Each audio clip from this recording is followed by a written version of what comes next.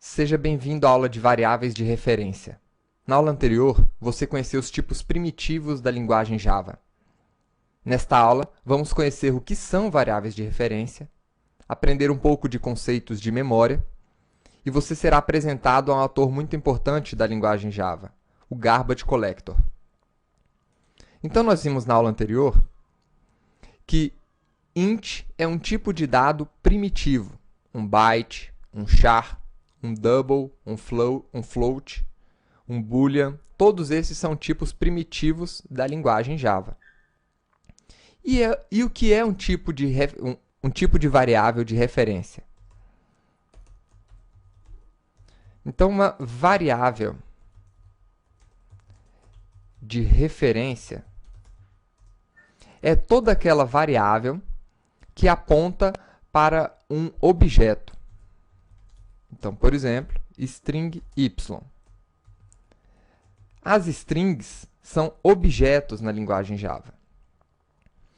E qual é a grande diferença entre dados primitivos e dados de objetos, que aqui vamos chamar de variáveis de referência?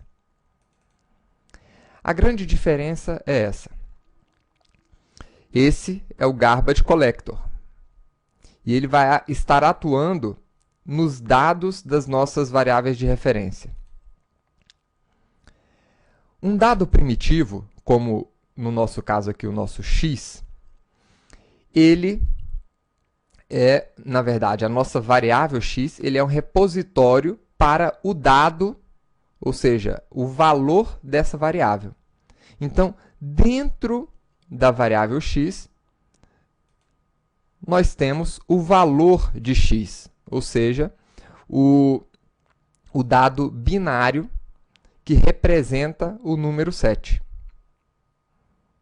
Então, imagine x como sendo um copo, e o conteúdo desse copo é o valor de x. Agora, para as variáveis de referência, isso é um pouquinho diferente. A nossa variável, ela continua sendo um repositório, um copo, mas o seu conteúdo não contém o valor da variável, mas sim uma referência, como se fosse um controle remoto para o objeto em si. E esse controle remoto, ele, na verdade, estará linkando, estará de alguma forma controlando o objeto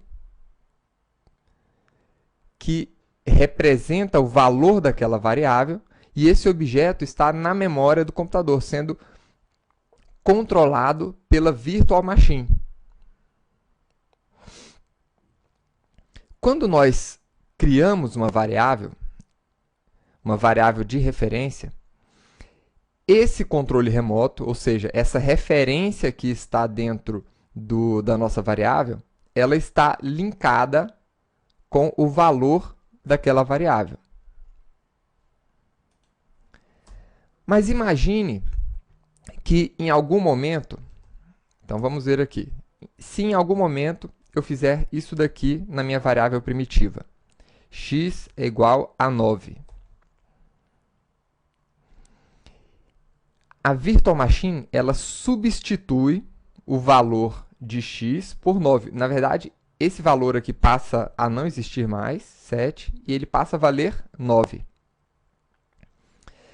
No caso da minha variável de referência, se eu fizer isso daqui, y é igual a xti.com.br, o que acontece é que essa variável, o valor da variável y, ele continua na memória. E nós criamos um outro objeto e atribuímos a esta variável de referência. Temos, então, essa representação. O controle remoto passa a controlar esse outro valor, e o valor antigo continua na memória, só que não está linkado para mais ninguém. Então, nesse momento, quando um objeto está na memória e não está mais sendo utilizado, ele está livre para ser coletado. E coletado Por quem?